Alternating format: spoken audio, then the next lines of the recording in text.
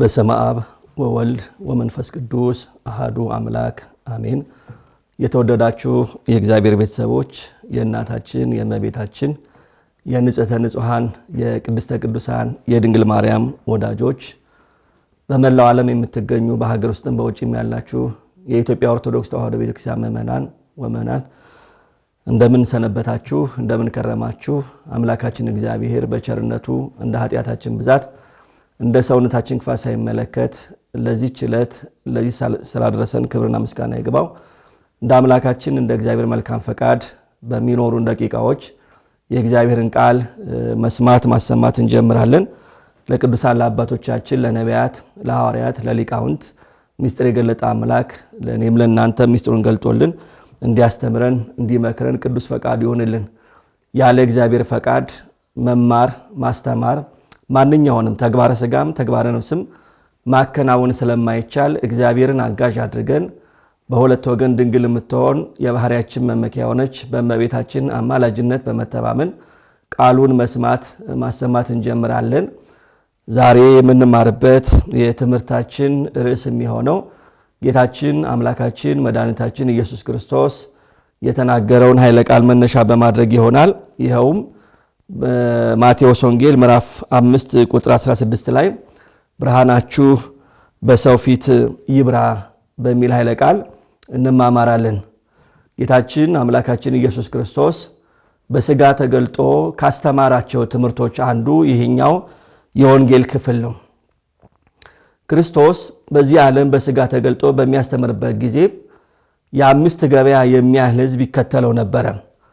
ብዙዎቻችን እንደምናስታውሰው ክርስቶስን የሚከተሉ ሰዎች ሁሉም ለአንድ ዓላማ የሚከተሉ አልነበሩም። የተለያየ ዓላማ የተለያየ ሐሳብ ይዘው ክርስቶስን የሚከተሉት ነበሩ።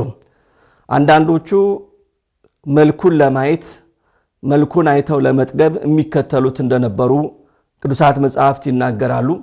አንዳንዶቹ ደግሞ ተአምራትን ለማየት የሚከተሉትም ነበሩ። ድውያንን ሲፈውስ አጋንንትን ሲያወጣ ሙታንን ሲያስነሳ ለማየት የሚከተሉት ነበሩ። አንዳንዶቹ ደግሞ ህብስት አበርክቶ ሲያበላ በማየት ያንን በነፃ ሳይሰሩ ለመብላት እንዲሁ ስለሆዳቸው ብቻ ብለው የሚከተሉትም ነበሩ። ከዚህ የሚከፋው ደግሞ ክርስቶስን ቃሉን በመስማት ቃሉን በመሰንጠቅ በዘመኑ ከነበሩት ነገስታት ጋር ለማጣላት ለስለላ የሚከተሉትም ነበሩ። አንዳንዶቹ ደግሞ ጥቂቶቹ በእውነት ቃሉን ሰምተው ለመዳን የሚከተሉትም ነበሩ። እንግዲህ ጌታችን ኢየሱስ ክርስቶስ እንዲህ አይነት ድብልቅልቅ ያለ ማህበረሰብ ሲከተለው ሳለ ወደ ተራራ ወጥቶ በማቴዎስ ወንጌል ምዕራፍ 5 ከቁጥር 1 ጀምሮ እንደምናነበው ወደ ተራራ ወጥቶ ማስተማር ጀመረ። ይሄው ምንድነው? አንቀጸ ብፁዓን ያስተማራቸው ከምዕራፍ 5 እስከ ምዕራፍ 7 መጨረሻው ድረስ አንቀጸ ብፁዓን ተብሎ ይነገራል በቤተክርስቲያናችን። እንግዲህ አንድ ንጉስ ስልጣኑ እስኪደላደል ድረስ ብዙ ሰዎች ይከተሉታል። ጤነኛውም ሌባውም ቀማኛውም ይከተሉታል። በኋላ ስልጣኑ ሲደላደልለት በአዋጅ ሌባውን ቀማኛውን እንደሚለየው ጌታችን ኢየሱስ ክርስቶስም እንደዚሁ ዝም ብሎ የተከተሉትን አንጥሮ ለማውጣት ለመለየት ብፁዓንን አስተምሯቸዋል፣ ለይቷቸዋል። በዚህ በአንቀጸ ብፁዓን ትምህርት የክርስቶስን እውነተኛ አምላክነት አምነው የተከተሉ አሉ። ደግሞ በዚህ ትምህርት መሰረት ደግሞ ወደ ኋላቸው የተመለሱ አሉና ወደ ተራራ ወጥቶ ማስተማር ጀመረ ይላል። እንግዲህ መምህር ከፍ ካለ ቦታ ላይ ከተራራ ላይ ወጥቶ ቢያስተምር ለሰማያን የሚመች ስለሆነ ትምህርቱም የሚከተትላቸው ስለሆነ ከፍ ካለ ቦታ ላይ ወጥቶ ማስተማር እንደሚገባ ስርዓት ሲሰራልን ነው። አንድም ደግሞ በደብረ ሲና ክርስቶስ ቀድሞ ሕገ ኦሪትን የሰራ አምላክ እሱ እንደሆነ ለማጠየቅ ተራራ ላይ ወጥቶ አስተምሯል። በዚህ ክፍል ላይ እንደምናየው አምላካችን ኢየሱስ ክርስቶስ 3 የሥነ ምግባር መመሪያዎችን ሲሰጥ እናየዋለን። ክርስቲያኖች በዓለም ሲኖሩ ሊኖራቸው ሊያደርጉት የሚገባውን ክርስቲያናዊ ሕይወት ያስቀምጣል። አንደኛው እናንተ የምድር ጨው ናችሁ ይላል። ክርስቲያኖች በምድር በዓለም ሲኖሩ ጨው ሆነው የጎመዘዘውን በኃጢአት የጎመዘዘውን ዓለም በንጹህ ወንጌል ማጣፈጥ እንደሚገባቸው አስተምሯል። እናንተ የምድር ጨው ናችሁ ብሏል። ጨው ስራው ማጣፈጥ ነውና እናንተም በሕይወታችሁ በኑሯችሁ ለብዙ ሰዎች ጨው ሆናችሁ ሕይወታቸውን ማጣፈጥ ይገባቸዋል ሲል ነው። ሁለተኛው ደግሞ በተራራ ላይ ያለች ቤት ልትሰወር አይቻላትም በማለት ለብዙዎች መቅረዝ ሆነን ብርሃን ሆነን ልናበራላቸው እንደሚገባ ማስተምሯል። ሶስተኛው እንዲሁ ተመሳሳይ የዓለም ብርሃን እናንተ ናችሁ ይላል። እንግዲህ ይሄ አንድ ክርስቲያን ሊመራበት የሚገባው ክርስቲያናዊ ሕይወቱ ነው ማለት ነው። ጌታችን ኢየሱስ ክርስቶስ በዚህ ቃል ሊያስተምረን የፈለገው ምንድን ነው? መልካሙን ስራችሁን አይተው በሰማያት ያለውን አባታችሁን እንዲያከብሩ ብርሃናችሁ በሰው ፊት ይብራ ነው ያለው። ሁለት ዋና ነገሮችን ከሰዓታችን አንጻር እንመለከታለን። አንደኛው ሃይማኖት ያለ ስራ የሞተ እንደሆነ፣ ሃይማኖት ከስራ ውጪ ሕይወት አልባ እንደሆነ ያስተማረበት ክፍል ነው። በክርስትና ሃይማኖት እምነት ብቻ ያድናል፣ እምነት ብቻ ያጸድቃል የሚል አስተምሮ የለንም። በተለይ የኢትዮጵያ ቤተክርስቲያን እምነት ከምግባር ጋር ነው እንጂ የሚያድነው እምነት ብቻ ያድናል ብላ አትሰብክም አታምንምም። አንዳንዶች ግን እምነትና እምነት ብቻ ያጸድቃል፣ ምግባር ኖረም አልኖረም መልካም ስራ ቢኖርም ባይኖርም ከመዳን ጋር ምንም የሚያገናኘው የለም ብለው ሲከራከሩ እንሰማለን። የዓለም መድኃኒት ክርስቶስ ግን እምነት ብቻ ያድናል፣ በእምነት ብቻ ትጸድቃላችሁ ብሎ አንድም ቦታ ላይ አላስተማርም። እኔም በማመን ብቻ ትጸድቃላችሁ፣ እኔም በማመን ብቻ ትድናላችሁ የሚል አንድም ቦታ ላይ አናገኝም። ይልቁንም እምነትን ከስራ ጋር፣ ስራን ከእምነት ጋር፣ ሃይማኖትን ከምግባር ጋር አስተባብረን መያዝ እንደሚገባን አስተምሮናል እንጂ ተቃዋሚዎች እንደሚሉት እምነት ብቻ ያጸድቃል፣ እምነት ብቻ ያድናል ብሎ ክርስቶስ ሲያስተምር አልሰማነውም። አንድም ማስረጃም የለም። ስለዚህ መልካሙን ስራችሁን አይተው ነው ያለው። ብዙዎች ወደ ሃይማኖት፣ ከክደት ወደ ሃይማኖት፣ ከጥርጥር ወደ ሃይማኖት፣ ከኃጢአት ወደ ጽድቅም የሚመለሱት በእምነታችን ብቻ አይደለም፣ በእውቀት ብቻ አይደለም፣ ቃሉን በመናገር ብቻ አይደለም፣ የምናምነውን በሕይወት ኖረን ስናሳያቸው ነው የሚድኑት። ስለዚህ እምነት ከስራ ጋር እንደሚያድን በዚህ ክፍል ውስጥ አስረድቶናል። በብዙ ቦታዎች ላይ ጌታችን ኢየሱስ ክርስቶስ ስለ ስራ አስፈላጊነት እምነት ብቻ ሳይሆን ስራም ጭምር እንደሚያስፈልግ አስተምሮናል። ጥቂት ምሳሌዎችን እንመልከት። ለምሳሌ ሁላችን እንደምናስታውሰው በማቴዎስ ወንጌል ምዕራፍ 19 ላይ አንድ ፈሪሳዊ ወጣት ባለጸጋ ወደ ጌታችን ወደ ኢየሱስ ክርስቶስ መጣና መምህር ሆይ የዘላለምን ሕይወት እንዳገኝ ምን መልካም ነገር ላድርግ ብሎ ጠየቀው። ልብ በሉ፣ የሰውየው ጥያቄ የዘላለም ሕይወት ነው። ከገቡ መውጣት ካገኙ ማጣት የሌለባትን መንግሥተ ሰማያትን እንዳገኝ እንድወርስ ምን መልካም ነገር ላድርግ አለ። ይህ ሰው በእግዚአብሔር ያምናል። ይህ ሰው ስለ እግዚአብሔር በቂ ዕውቀት አለው እና ይሄን ጥያቄ ሲጠይቀው ክርስቶስ በእኔ ብታምን ይበቃሃል አይደለም ያለው። ለሰውየው የሰጠው መመሪያ ምንድነው? ትእዛዛትን ጠብቅ አለው። እምነትን ብቻ አይደለም ያለው፣ ትእዛዛትን ጠብቅ አለው። ሰውየውም የትኞቹን አለ? ጌታችን ኢየሱስ ክርስቶስም 10ቱ ትእዛዛትን አትስረቅ፣ አትግደል፣ አታመንዝር የሚለውን ዘረዘረለት። ሰውየውም ይሄንን ከልጅነት የጀመረው ጠብቄዋለሁ፣ የሚጎድለኝ ምንድነው አለ። አሁንም የሚጎልህ እምነት ብቻ ነው አይደለም ያለው። እንግዲያውስ ፍጹም ልትሆን ብትወድ ያለህን ሸጠህ ለውጠህ ለድሆች ስጣቸውና ናና ተከተለኝ አለው። እንግዲህ ልብ በሉ፣ ያን ጊዜ በሰማይ የማይጠፋ መዝገብ ታገኛለህ አለው።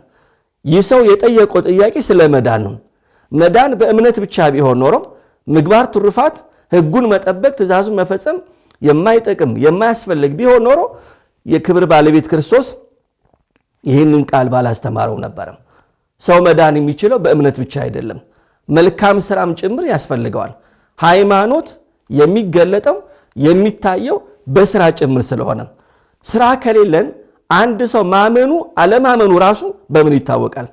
ማመናችንን እኮ የምናሳየው በምንሰራቸው መልካም ስራዎች ነው።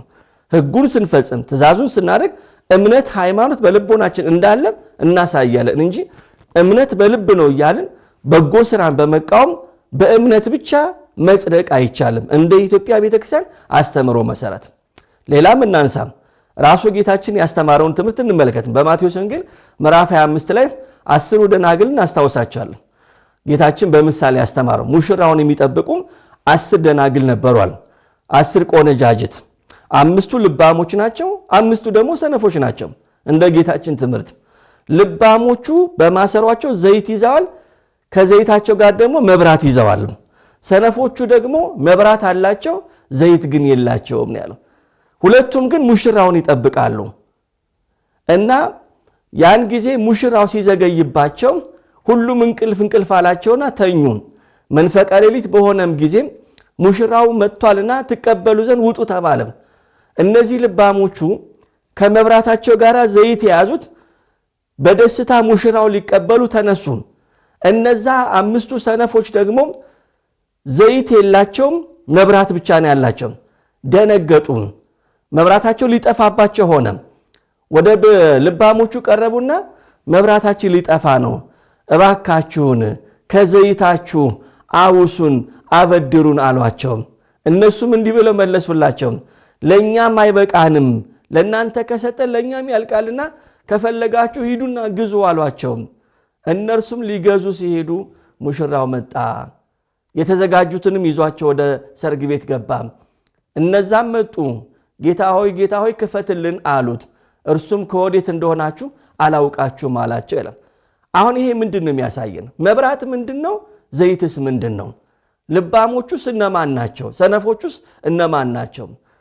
መብራትና ዘይት የተባለ ሃይማኖትና ምግባር ነው። ክርስቲያኖች ሃይማኖትን ከምግባር ምግባርን ከሃይማኖት አስተባብረው የያዙት ሙሽራውን ክርስቶስን ተቀበለውታል። ወደ ሰርግ ቤት ወደ መንግሥተ ሰማያት ያለምንም ወቀሳ ገብተዋል።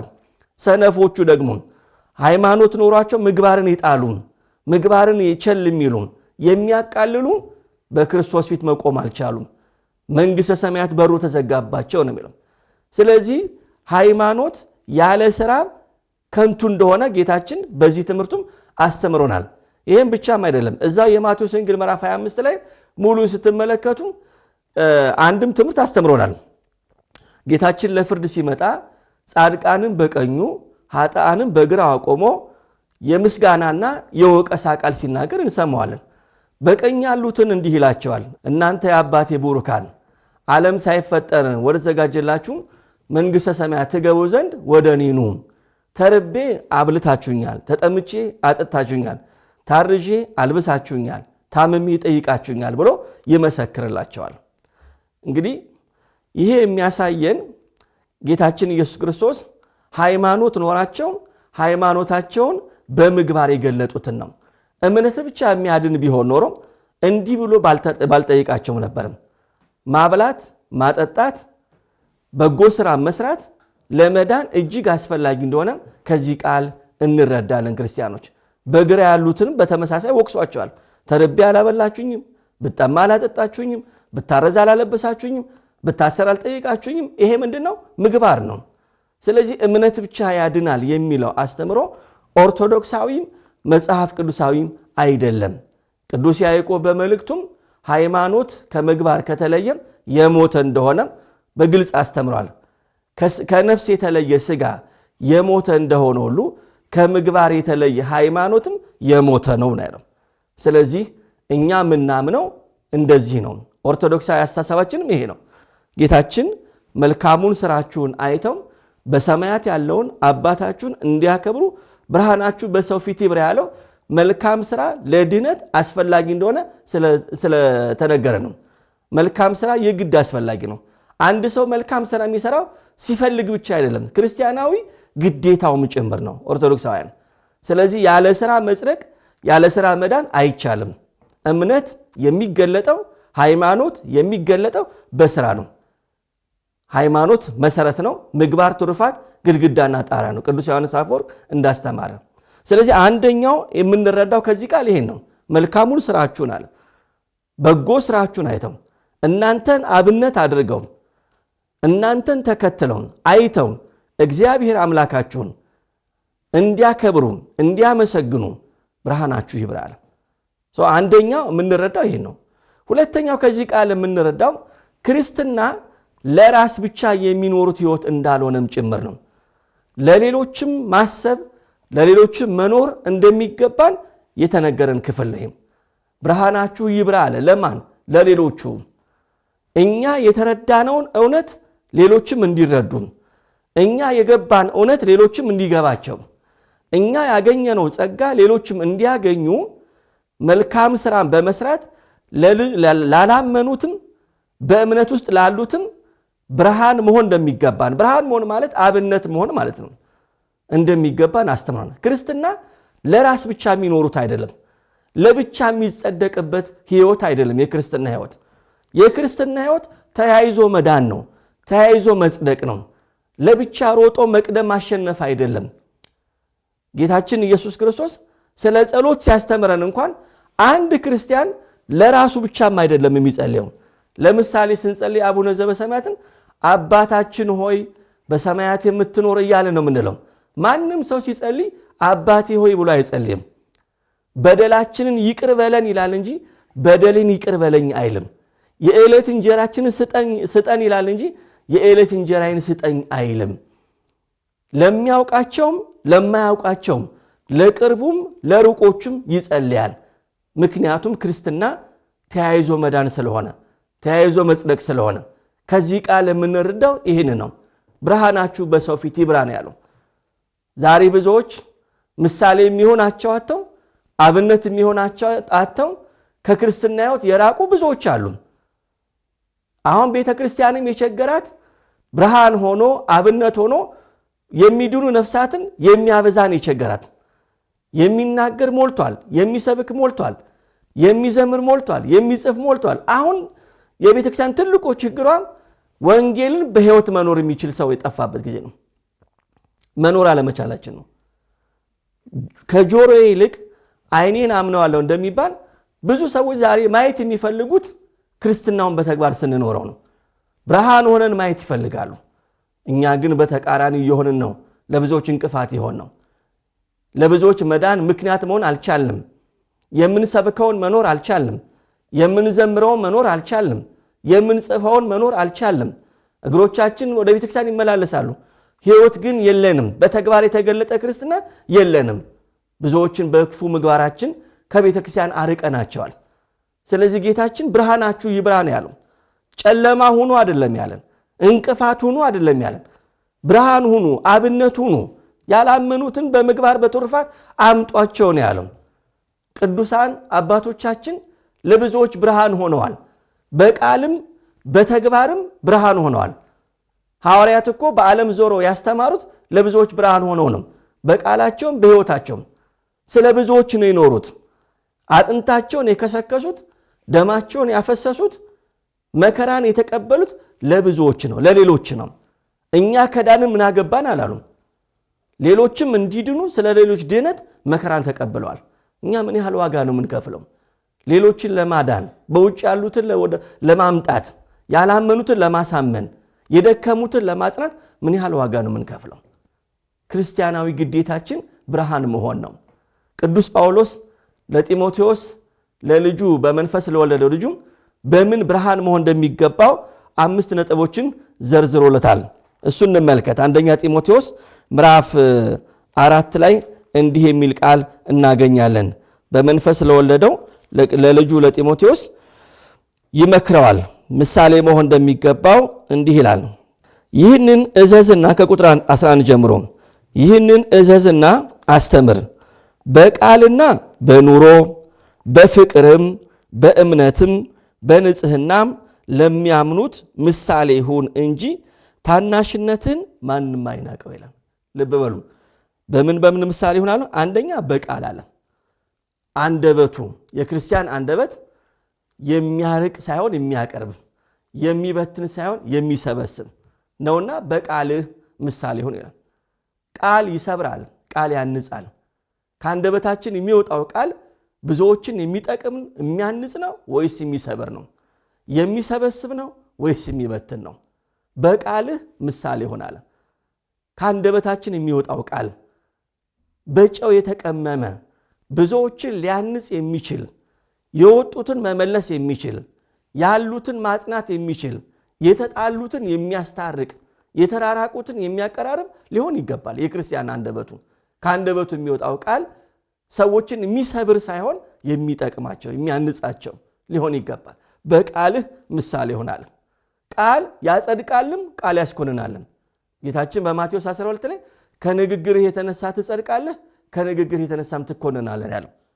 ስለዚህ ቃላችን ከአንደበታችን የሚወጣው ንግግር ለብዙዎች ምሳሌ መሆን አለበት። የታረመ በወንጌል ቃል የታሸን የሚያንጽ ሊሆን ይገባል። አንደኛው እሱ ነው፣ በቃል አለው። ከዛ ደግሞ በኑሮ አለው። በምትኖረው በዕለት ተዕለት ኑሮ በማህበረሰብ ውስጥ በምታሳዩ አኗኗር ለብዙዎች ምሳሌ ይሆናል። ኑሮህ ራሱ አለባበስህ፣ አመጋገብህ፣ መውጣት መግባት ለብዙዎች ምሳሌ ይሆናል። በኑሮ ምሳሌ ይሆናል። ክርስቲያናዊ አኗኗር ለኑሮ በኑሮ ምን ሆናለ? ምሳሌ ይሆናል። በኑሯችን ክርስትናችን መግለጥ አለብን። ክርስትና በኑሮ የሚገለጥ ስለሆነ በህይወት የሚታይ ስለሆነ በስራ የሚገለጥ ስለሆነ ስለዚህ በኑሮ ምሳሌ ይሆናል። የብዙዎቻችን ኑሮ ምን ይመስላል? ኦርቶዶክሳዊ ክርስትናችን እንዴት እየተገለጠ ነው ያለው? ብዙ ሰዎች ዛሬ በኑሯችን እንቅፋት ሆነንባቸዋል። በኑሯችን እንቅፋት ሆነናል። ስለዚህ ብርሃናችንም በኑሯችን ሊሆን ይገባል መገለጥ ያለበት። ሌላው ደግሞ በፍቅር አለ። የክርስትና ሕይወት ማጣፈጫው ፍቅር ነው። ሰዎችን መውደድ የምናውቃቸውንም የማናውቃቸውንም የሚወዱንም መውደድ ብቻ አይደለም፣ የሚጠሉን በመውደድም ፍቅራችንን ማሳየት አለብን። ክርስቲያን እርስ በርስ በመባላት አይደለም የሚገለጠው፣ እርስ በርስ በመዋደድ ነው፣ በመፋቀር ነው። ሐዋርያት ብዙዎችን ያሳመኑት በሚያሳዩት ፍቅርም ጭምር ነው፣ በቃል ብቻ አይደለም። ስለዚህ በዚህና በመሳሰሉት ለሚያምኑትም ለማያምኑትም ምን መሆን ይጠበቅብናል? ብርሃን መሆን ይጠበቅብናል። መልካሙን ስራችሁን አይተው በሰማያት ያለውን አባታችሁ እንዲያከብሩ ብርሃናችሁ በሰው ፊት ይብራ። አምላካችን ልዑል እግዚአብሔር እንደ ቃሉ ተመላልሰን ሕይወታችን በብርሃን ተሞልቶ እንደ ቃሉ ኖረን ለብዙዎች ምሳሌ ብርሃን ለመሆን ያብቃን። ከተዋህዶ ሃይማኖት ከሥላሴ ልጅነት ከቅድስት ቤተክርስቲያን አያናውጠን። ንስሐ ገብተን ቅዱስ ሥጋውን ክቡር ደሙን ተቀብለን መንግሥቱን ለመውረስ ያብቃን። ይቆየን።